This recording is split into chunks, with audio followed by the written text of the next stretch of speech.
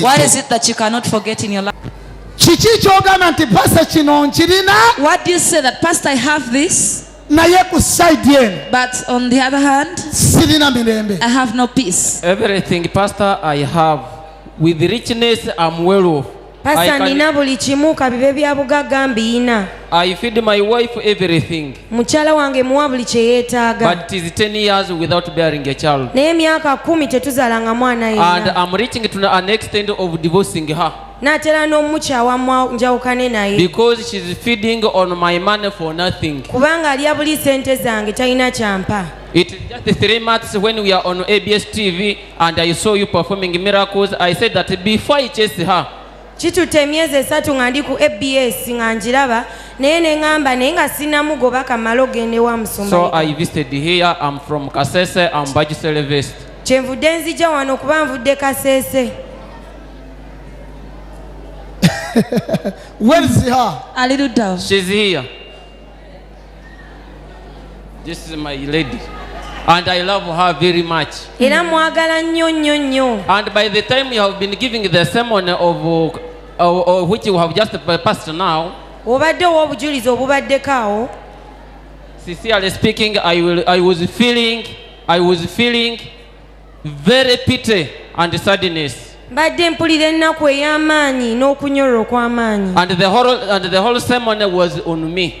Era nga buli bensi yonna mbanje. And those one who was near me, they were seeing me crying. Era bambadde bantudde okumpi bonna adde balaba nkaaba amaziga. And more especially, I love my wife. Ate nga njagala nnyo mukyala wange. But you love but you don't have a child. I don't have a child. You love your wife, but you don't have toina na ye mwana.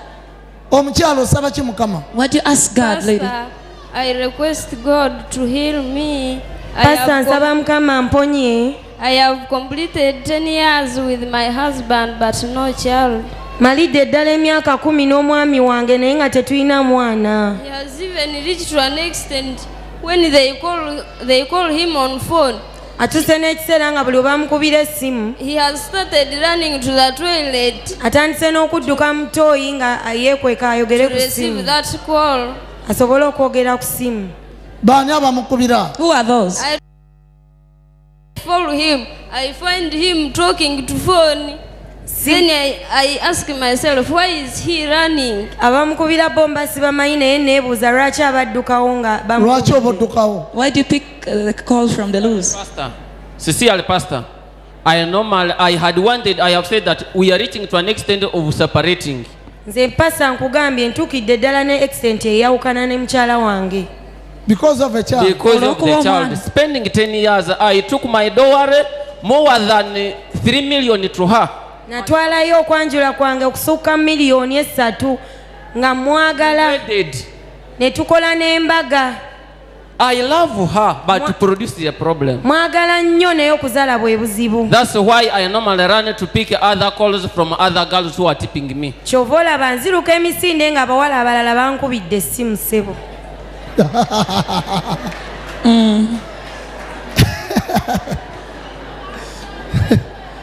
Enseno. This world.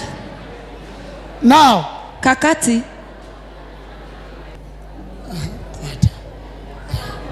Good dawa.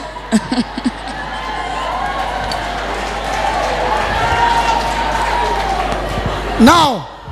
Kakati. Yogera. Speak. Abana. The children. Omwendo gw'abaana. The amount, the number of the children you want to come out of her womb. I want 12 children from this stomach. Jagala abaana 12 ova mukazi wange.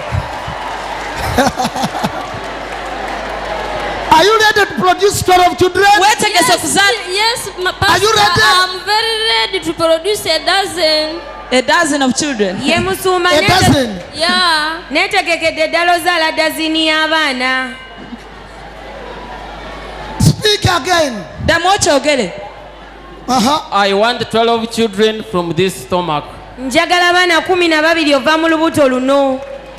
Njagala amabeere gano gayonsa abaana bange 12. Speak it.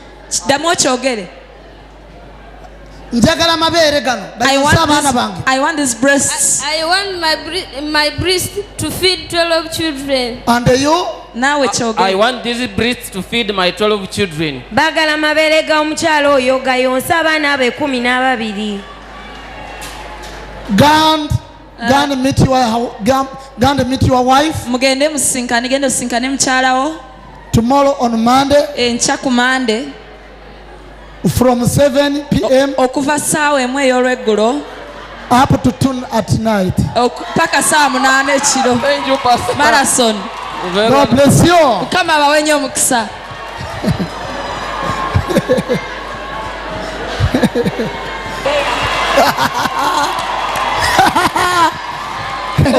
Kugambi.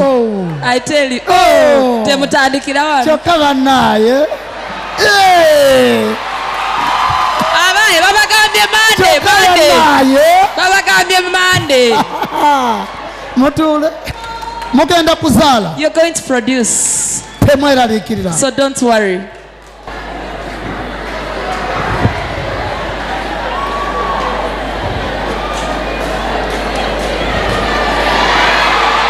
Bana babagambye Monday.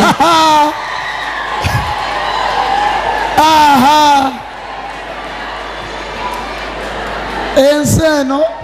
This world. Tosobwa programu yo kikyolifa teweerabidde wano ku ABS television okuva ku Monday paka ku Lwokusatu ssaawa 4 ez'ekiro.